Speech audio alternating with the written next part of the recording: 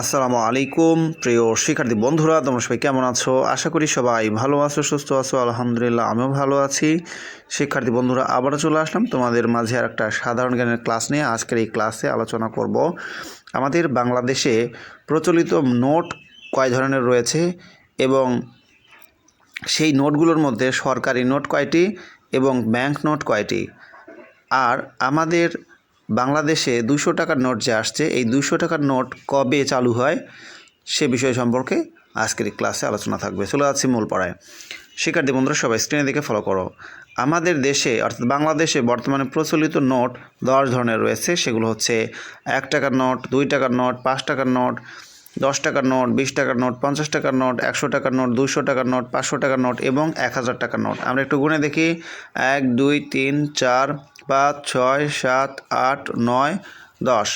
আমরা 10 ধরনের নোট পেয়ে গেছি। তো এখন এই 10 ধরনের নোটের মধ্যে ব্যাংক নোট হচ্ছে 7টি।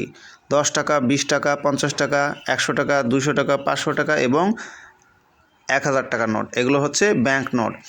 বিভিন্ন পরীক্ষায় আসে, কিন্তু চাকরি পরীক্ষায় আসে যে সরকারি নোট কয়টি, 3টি বা বেশ কয়েকটা নোটের উদাহরণ দেওয়া থাকবে, সেখান থেকে বলা হবে সরকারি নোট কোনটি।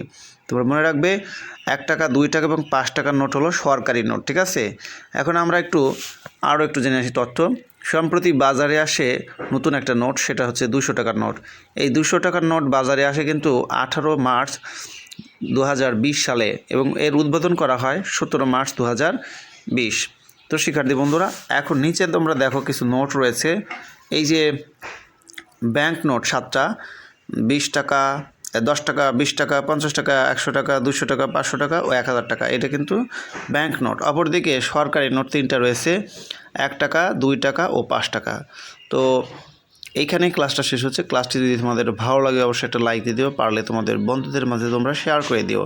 এরকম অনেক গুরুত্বপূর্ণ সাধারণ জ্ঞানের ক্লাস পেতে, পাশাপাশি অন্যান্য সাবজেক্টের ক্লাস পেতে অবশ্যই এই চ্যানেলটা সাবস্ক্রাইব করো। এই চ্যানেলটার মধ্যে কিন্তু বাংলা বিষয়ক সকল সাবজেক্টের ক্লাস আপলোড করা হয়। তোমরা অবশ্যই এই চ্যানেলটি সাবস্ক্রাইব করে দিবে। সবাই ভালো থাকো, সুস্থ থাকো। আল্লাহ হাফেজ।